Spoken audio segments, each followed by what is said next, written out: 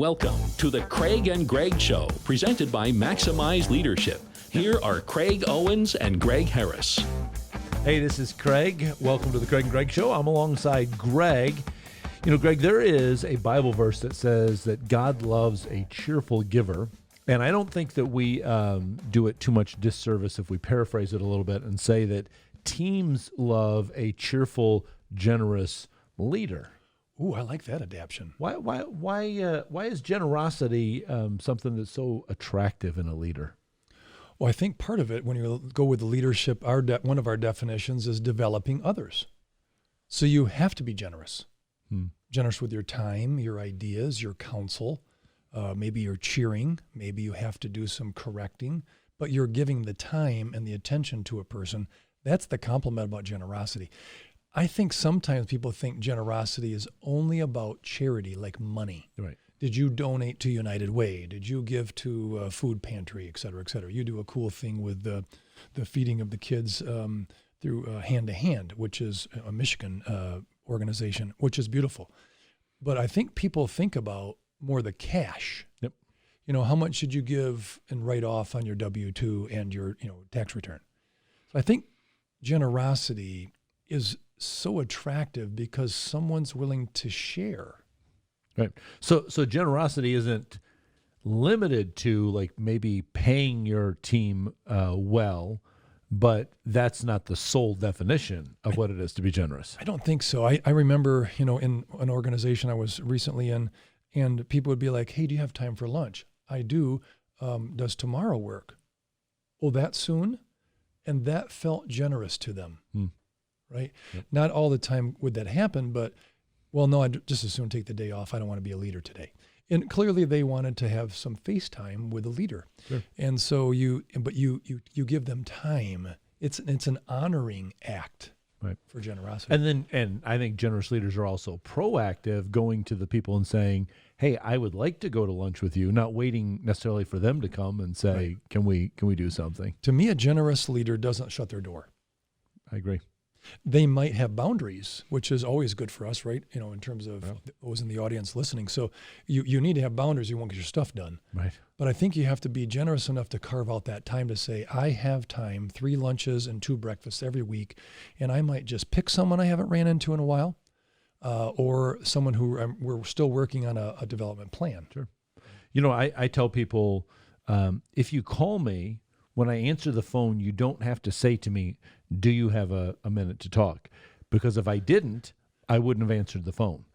And so I think that's an important thing, that's part of that boundary. Like if I'm in the middle of a project or in the middle of another meeting, or I need some real, kind of concentrated time to think on something, I'm not going to answer my phone then. But if I do answer my phone, one of the things that we got to make sure that we're not doing is, we got the phone up to our ear and we're still sitting here trying to reply to an email. You're not being very generous with your time then. It maybe appears so. Right. And I think that's some of these, there's some leaders I've known that try to have some of the trappings that appear that they're generous, but when it comes right down to it, they're actually pretty Ebenezer Scrooge-ish. Yeah. Yeah.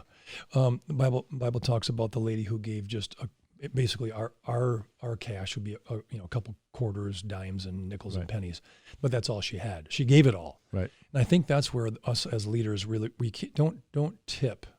Don't give them a couple bucks. Right. Give them your full engagement. Be generous. If you're going to be there, be there. Yeah. I think, I'm not sure which leadership speaker shared this. I think maybe Patrick Lencioni talked about it. His new definition was a real leader is present. Yeah. That's generous versus I come in, ask how you're doing. I'm back out on my private jet going to my cottage. Right. That's not a generous leader. Pretty much when fundraisers talk about, time, talent, treasure, the treasure is last. Time and talent are also generous pieces in the equation as leaders. Yeah. Well, I know that, I've several years ago, I started when I would work with nonprofit organizations and I was looking at their board, I would say to sometimes, to the organization, what you need on your board is you need some more generous people. And they're like, oh, these people give a lot of money. That's not what I'm talking about. Because there's some people that are on your board that have a wealth of experience and they're not sharing it. They're not being generous with their past experience to say, hey, let me help you out with this. I think that some people say, well, I just want you to experience it for yourself. You'll learn from your own bumps and bruises as you go along. Well, yes, they may, but why don't you be generous with your past experience and go, this road that you're going down right now, I went down that road and it's a bumpy road. You may want to think of a different road to go down. That's being generous with your experience. So it's not just, let me pull out the checkbook. And I think that's what a lot of people, even when you're thinking about charitable organizations, when they think I'm generous with the organization, I write them a check every year. Yeah, but could you show up and be there and be involved? Could you give some of your expertise? There's other places that you could be generous. Yeah, you miss 40% of the board meetings, but I wrote a check. Yeah. I think, speaking of charity or giving, so clearly generosity isn't the checkbook, because I'm going to give you a stat about America. So in the past year, Americans gave, so 56% of Americans gave to charity. So almost half didn't. Charity could be school, church, nonprofit, local cause, school, whatever. The fascinating part, so 50% are really giving to charity. The other part that really baffled me was giving to charity. The average American gave only $574. So cash can't be the litmus of what generosity is as a leader. Right. One of the things I've been challenged by, Craig, and we can banter a bit for the audience, but I think giving of your network. Yeah. You talked about experience. Yep. As soon as you said that, I thought, my network has power. Yes.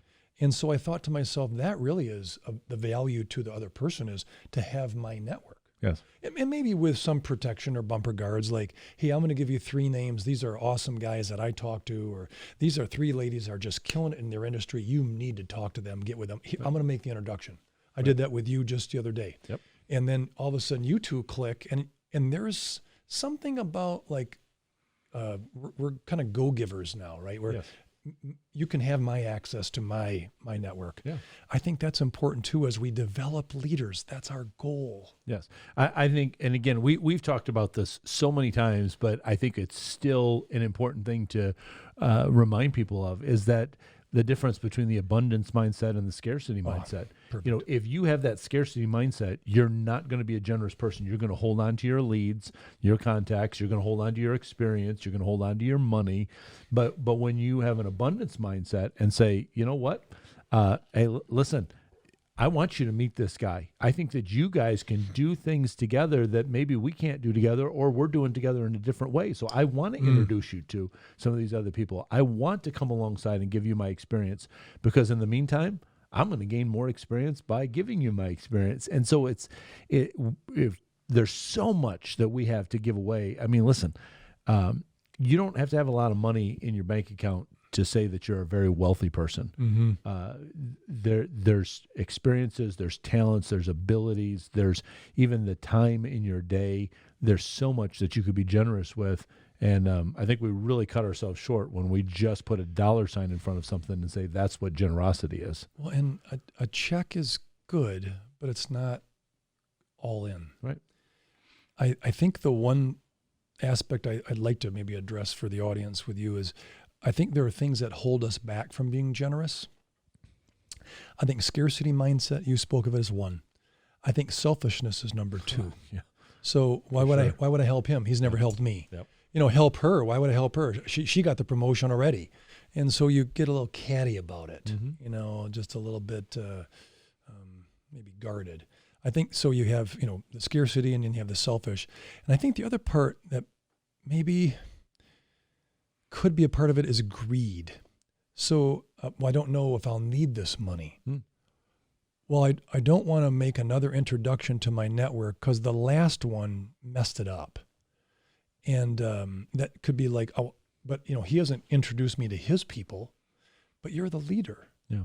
He's developing, or she's developing and emerging as an amazing leader. She just needs a couple things from you. Yeah. So I think those are a couple that just come to mind on why someone really struggles or holds back on being generous. Well, my experience has definitely been that kind of list, that comparison thing. Like you're kind of going through, okay, well, I've done 10 things for you. Oh, you've only done one thing for me, so I'm not going to do anything else until you catch up.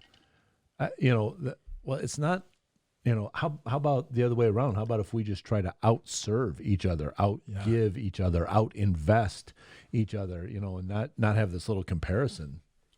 I think one of the parts about being generous, if it is giving something of yourself or your talents or your network or cash, whatever it is, I love how it makes the group bigger. Yeah. Unfortunately, if we're a little stingy, I worked with a fellow person, and his examples of just being really stingy and miserly hurt the productivity and the population of our firm. Sure. I'm going to give you one story. So they came up with a request. Staff wanted to give to the community time and talent. And they said, could you give us one Thursday afternoon off? And we were going to alternate it. So you could have, a company of 100 people. You could take 25 on the first week, 25 on the second week, so forth. And he didn't see it. And he just slammed the table. No, we're not. We don't know if they'll make up that time.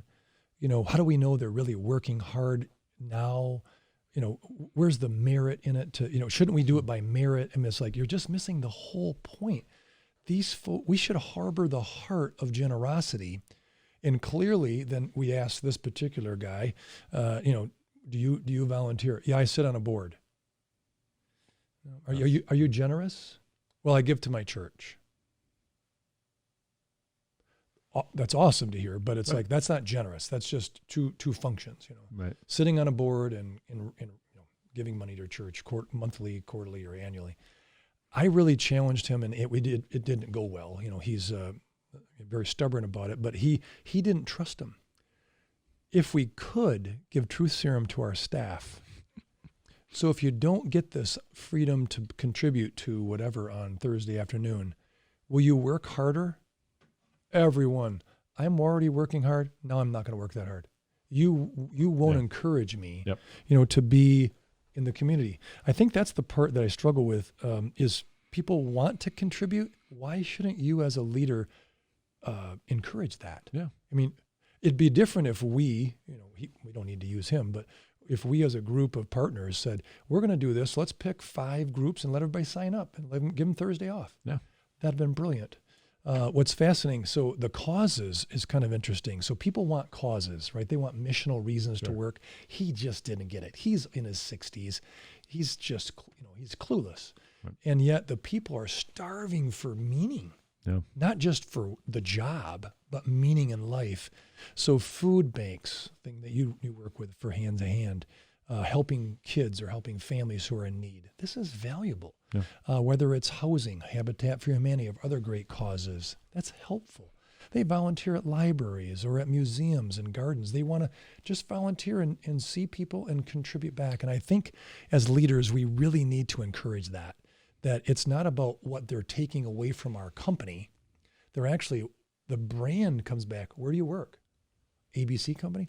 Oh my gosh, this is our 4th person who's volunteering here. We love your company. Yeah. That's the value about having a generous culture. Absolutely. Generosity is, it's not taken the wrong way. It could be like a bribe, but that's true. But I think generosity, truly generous people, I think it does open doors and open possibilities that nothing else really can. Because when you're like right there and you got skin in the game, you're like, I didn't just send my money to the food bank.